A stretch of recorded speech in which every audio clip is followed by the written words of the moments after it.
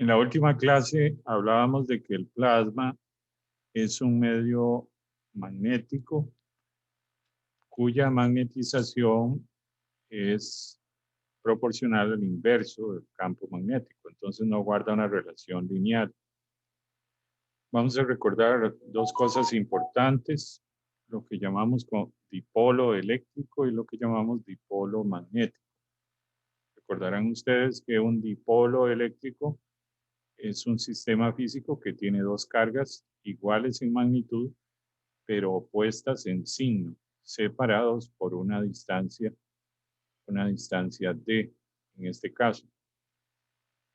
Entonces, esa distancia d es la magnitud del vector que apunta de la carga negativa a la carga positiva.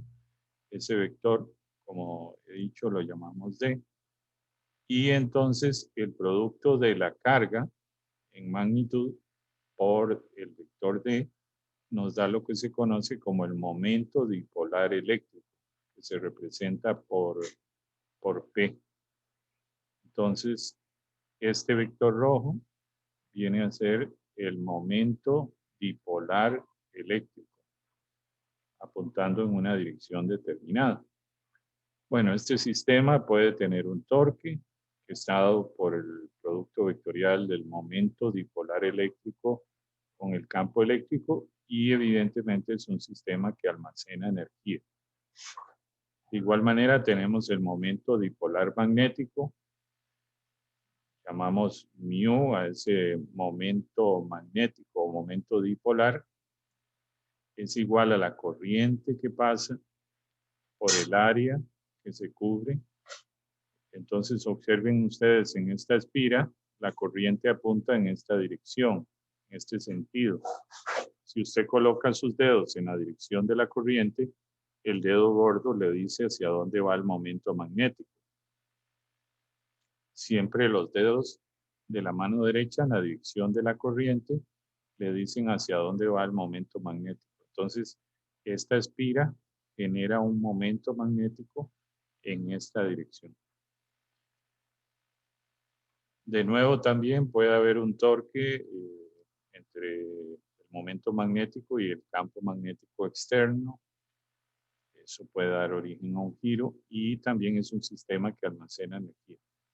Entonces, recordar con esto que tenemos momento magnético cuando cargas o una carga se mueve en una dirección, induce un momento magnético y también tenemos los dipolos eléctricos. Cuando cargas de la misma magnitud pero de signo contrario están separadas. Muy bien, entonces, habiendo recordado eso, continuamos. En el plasma, como vimos en la unidad anterior, el plasma se puede polarizar. Y esa polarización da origen a que se establezcan dipolos eléctricos. Y por tanto que tengamos momentos dipolares eléctricos en cada dipolo que se forma en el plasma. Recordemos que el plasma se polariza cuando lo exponemos a un campo eléctrico que cambia en el tiempo. Si el plasma está expuesto a un campo eléctrico cambiante en el tiempo, va a generar una deriva.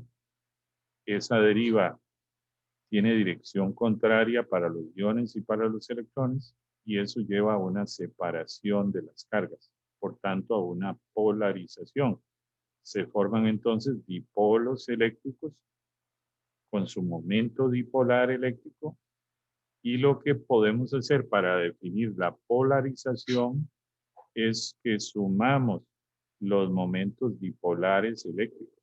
Observen, sumo cada momento dipolar eléctrico. Por ejemplo, en este caso, tendríamos que el momento dipolar aquí apunta en esta dirección, aquí apunta en esta, en esta, en esta.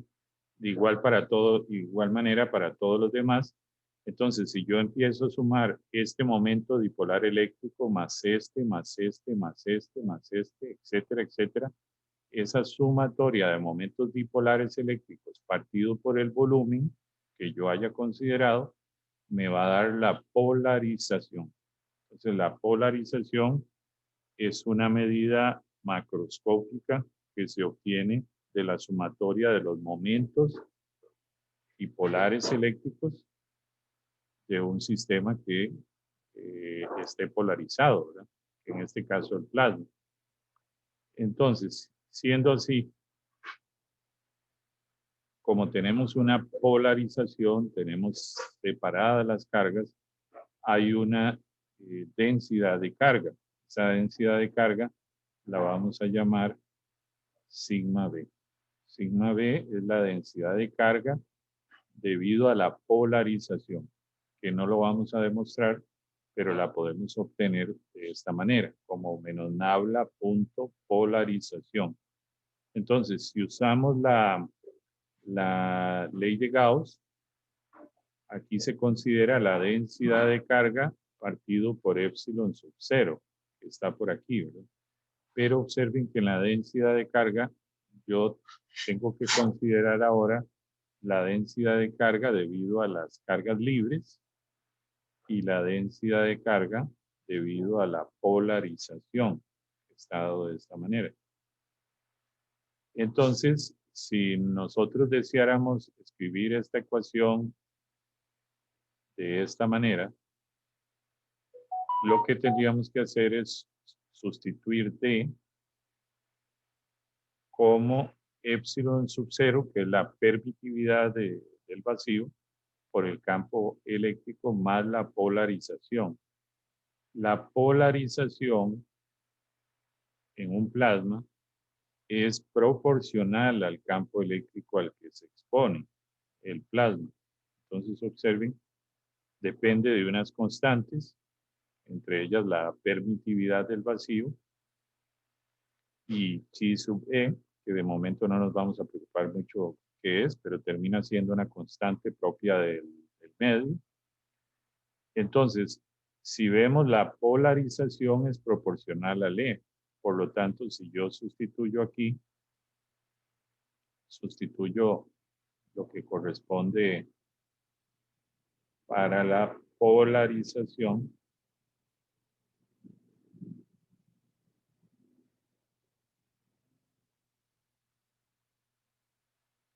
Me voy a dar cuenta que sale E a factor común y queda una constante que la voy a llamar epsilon, que es la permitividad del medio. Entonces, de aquí saco que la permitividad del medio es 1 más G por la permitividad del vacío. Esa sería la permitividad del plasma. Sería la permitividad del plasma, considerando algo que aplica, que es que la polarización en plasma es proporcional al campo eléctrico al que se expone el plasma. Muy bien. Entonces, ahora, en este proceso de polarización, como las cargas positivas tienen deriva en una dirección y las cargas negativas tienen deriva en otra dirección, las cargas se separan y eso nos lleva a que exista, como mencionamos en la unidad anterior, una densidad de corriente. La densidad de corriente, por definición, es densidad por carga por velocidad. Entonces yo tengo la densidad de corriente debida a los iones y la densidad de corriente debida a los electrones. Yo sé que cada velocidad de estas, sé cómo está dado, y eso lo anoté, voy a devolverme. La velocidad está dado de esta manera. Esta velocidad deriva de polarización está dado de esta manera. Entonces yo podría sustituir lo que corresponde a la velocidad deriva para los iones, sustituir la velocidad deriva de polarización para los electrones y me voy a dar cuenta que depende de esta manera. Aquí omitan esta negrita de la M grande y de la B. Esto es un error. La M grande corresponde a la masa de los iones y la M pequeña a la masa de los electrones, y B es la magnitud del campo magnético. Entonces, sustituyendo la deriva de polarización de iones, sustituyendo la deriva de polarización de los electrones, yo llego a obtener esta relación que veo que también cambia con el cambio del campo eléctrico respecto al tiempo.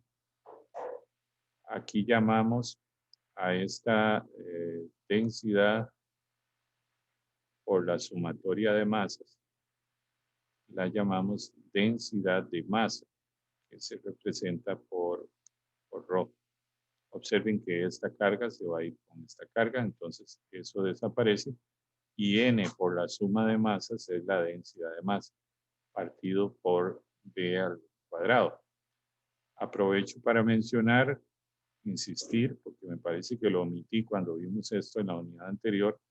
Si el campo magnético crece, si el campo magnético crece mucho, claramente esto como un todo se hace cero o tiende a cero. Entonces la densidad de corriente de polarización va a desaparecer si el campo magnético se incrementa mucho. Esa sería una forma de que desaparezca la densidad de corriente de polarización. Muy bien. Sabiendo eso, nosotros utilizamos la ley de Ampère. En la ley de Ampère tenemos la densidad de corriente de cargas libres y ahora tenemos que agregar la densidad de corriente por polarización. Tenemos dos densidades de corriente, o tres más. La densidad de corriente de cargas libres, la densidad de corriente de polarización, que es producto de las derivas de polarización, del cambio del campo eléctrico con el tiempo, y la densidad de corriente de desplazamiento, que sería este término aquí. Entonces, si nosotros quisiéramos a esta ecuación convertirla en esta, que está aquí, observen que la diferencia es que aquí viene la permitividad del medio, en este caso del plasma, mientras que aquí viene la permitividad del vacío. Tendríamos que sustituir la permitividad del medio de esta manera. Entonces, vamos a ver si lo voy a intentar hacerlo. Esto no deja de ser complejo. Hacerlo así. Sería JF más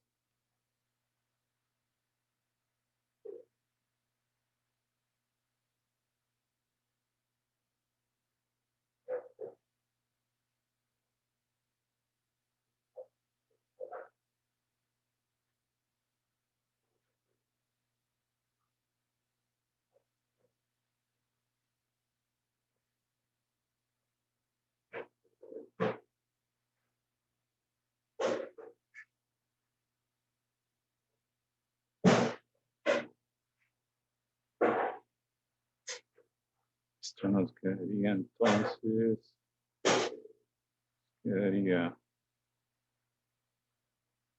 mu sub 0, JF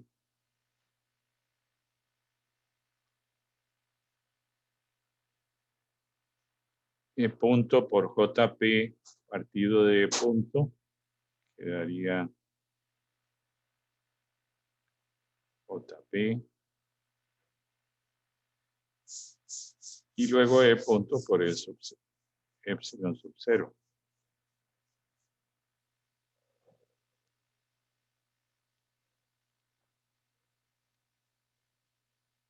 Entonces observen que es equivalente a lo que teníamos arriba, que era mu sub 0 JF más JP más epsilon sub 0 por E punto vector. Entonces estamos definiendo la permitividad del medio, en este caso la permitividad del plasma, como esto que tenemos aquí. Vamos a hacer un análisis de eso, sabiendo que la permitividad del plasma está dado de esta manera. Entonces lo copiamos. Aquí omitir la negrita de este vector E. Ahora nosotros sabemos que este J es esto. Es la densidad de masa partido B cuadrado de dt. Entonces yo podría sustituir aquí y entonces tendría, observen, permitividad del medio, permitividad del vacío, y cuando sustituyo ese J, poner atención que derivada de respecto del tiempo es equivalente a E punto. O sea, es equivalente, ¿verdad? Entonces, como yo sustituyo esto, me queda rho partido B cuadrado, E punto partido de E punto. Por lo tanto, se cancela el E punto y me queda solo rho partido de B cuadrado. Bueno, esto es la permitividad del medio. Cuando esto yo lo divido entre epsilon sub 0, lo divido entre epsilon sub 0. Aquí pongo epsilon sub 0. Claramente aquí me queda 1 más rho partido de epsilon sub 0 b al cuadrado. Entonces, yo me acuerdo de los cursos de electromagnetismo que la velocidad de la luz es igual a 1 partido raíz epsilon sub 0 mu sub 0. Esto me daría que c cuadrado es igual a 1 partido epsilon sub 0 mu sub 0. Entonces, si este epsilon sub 0 yo lo despejo de aquí, me va a quedar C por acá y también me va a quedar mu. No lo voy a hacer porque eso es muy simple, ¿verdad? Observen que 1 partido, aquí yo tengo 1 partido epsilon sub 0, 1 partido epsilon sub 0 sería mu sub 0 por c cuadrado, que es eso que tengo ahí. Entonces, este cociente de la permitividad del medio entre la permitividad del vacío es lo que yo llamo permitividad relativa, que se representa de esta manera. La permitividad relativa es lo que se le llama constante dieléctrica. Constante dieléctrica. Entonces, lo que tenemos aquí, lo que estamos viendo aquí es la constante dieléctrica del plasma para una situación particular, que es que el campo eléctrico al que está expuesto el plasma sea perpendicular al campo magnético.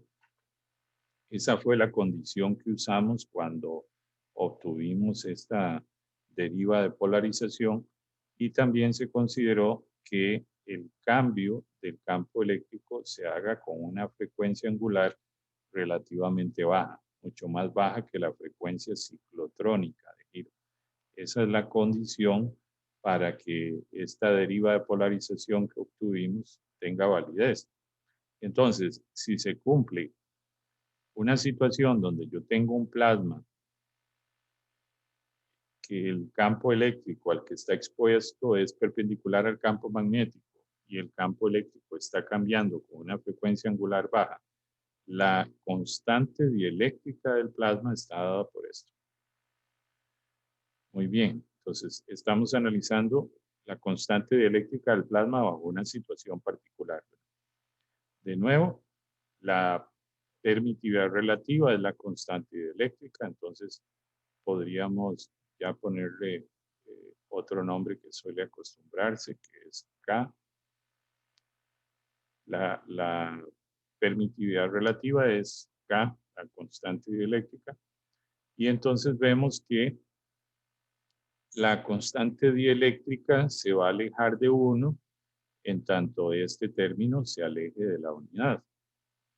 Vemos que si el campo magnético se hace muy grande, este término tendería a 0 y la constante dieléctrica sería 1. Si no es así, si este término crece, la constante dieléctrica se aleja de 1. Veamos el caso para un plasma típico. Suele tener una densidad de 10 a la 16. Está expuesto a un campo magnético de 0.1 Tesla. Supongamos que es un plasma de hidrógeno. Entonces, tomamos este término, solo ese, y sustituimos todo lo que vemos ahí. Sustituimos mu sub 0, sustituimos la densidad de masa, que guarda una relación, como vimos, con la densidad de partículas. Sustituimos C cuadrado y abajo el campo magnético al cuadrado. Aquí está, esto es la densidad y esto es la masa. Y este valor que está aquí es C cuadrado, dividido entre B al cuadrado. Resulta que para este plasma típico, ese término nos da 189. Observen, 189. Sería 189 más 1. O sea que definitivamente la constante dieléctrica del plasma se aleja mucho del valor unidad. Se aleja mucho del valor unidad, definitivamente. En el caso de este plasma que tenemos aquí. Ahora, ¿en qué nos afecta en un plasma la constante dieléctrica? Recordemos, esta permitividad relativa es lo que llamo K, la constante dieléctrica. Y para el ejemplo que hicimos, vimos que se aleja mucho de la unidad. Bueno, resulta que la constante dieléctrica nos afecta cualquier campo eléctrico alterno que se presente en el plasma o al cual se exponga el plasma. Y entendiendo que este sub-0 es un campo eléctrico inicial y que la presencia de la constante dieléctrica altera esa magnitud de ese campo eléctrico inicial. Entonces, si K es muy, muy grande, como es el caso aquí, que es bastante grande, 190, ¿verdad? 189 más 1, 190. Si K es muy grande, el campo eléctrico resultante se hace pequeño. Entonces, un plasma con un campo eléctrico, con una constante dieléctrica alta, a pantalla, campos eléctricos AC, porque recordemos que nuestra constante dieléctrica la obtuvimos de las derivas de polarización. Las derivas de polarización vienen de cuando el campo eléctrico cambia con el tiempo. Entonces, estamos en una situación donde el campo eléctrico está alterno. Es un campo eléctrico variable en el tiempo. ¿Qué es lo que estamos viendo? Que si la constante dieléctrica del plasma crece, ese campo eléctrico alterno, supongamos al que está expuesto el plasma, se va a ir apantallando, va a ir desapareciendo. Va a ir desapareciendo definitivamente. Vean que la relación entre la constante dieléctrica y la permitividad en el vacío es esta, y que el producto de la constante dieléctrica por la permitividad en vacío me da la permitividad del medio. Entonces, de nuevo, si K se hace muy grande, la permitividad del medio se aleja mucho de la permitividad del vacío, como es el caso en esta situación. La situación normal de que la permitividad del medio sea igual a la permitividad del vacío sería cuando esto rigurosamente da 1. Pero en este ejemplo que estamos viendo del plasma, vemos que no está dando 1, está dando 190. Ese 190 es la constante dieléctrica del plasma para este caso que analizamos. Y como K es muy grande, entonces ese plasma tiene una alta capacidad de apantallar campos eléctricos alternos. Entonces esto nos lleva a dos cosas. Si ustedes recuerdan, cuando yo tengo un conjunto de cargas, el solo hecho de que ellas estén presentes, ¿verdad? Si ellas por alguna razón se hace una distribución de carga y se genera un campo eléctrico DC, lo que nosotros sabemos es que ese campo eléctrico DC se va a apantallar en una distancia llamada longitud de Debye. Entonces, el plasma por sí solo tiene la capacidad de autoorganizarse y si hay una distribución de cargas en el plasma que genere un campo eléctrico constante, las cargas se reagrupan y corren a pantallar ese campo eléctrico constante.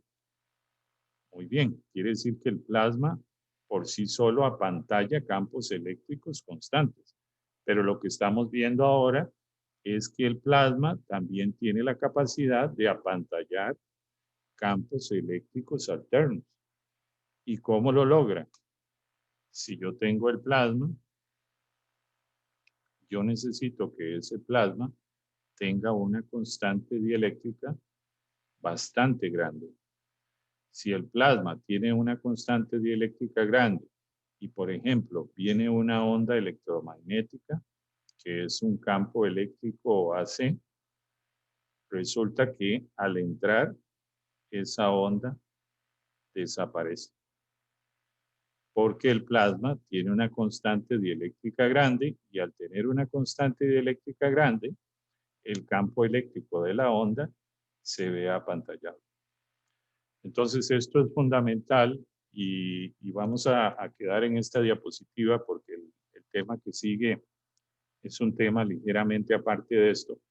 Pero entonces es fundamental que recuerden, por favor, y esta diapositiva es fundamental, no lo olviden, el plasma como tal tiene la capacidad de apantallar campos eléctricos constantes.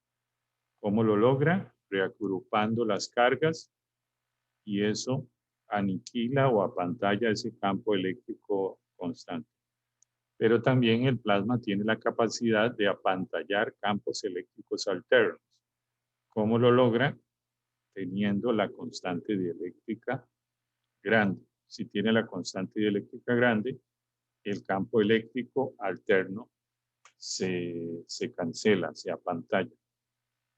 Entonces, generalmente son las ondas que vienen hacia el plasma o que se originan y se propagan en el plasma las que dan origen a campos eléctricos alternos. Si usted se está preguntando cómo el plasma se expone o se ve expuesto a un campo eléctrico alterno, bueno, una opción es que le mandemos ondas electromagnéticas al plasma. Entonces, son campos eléctricos y magnéticos alternos.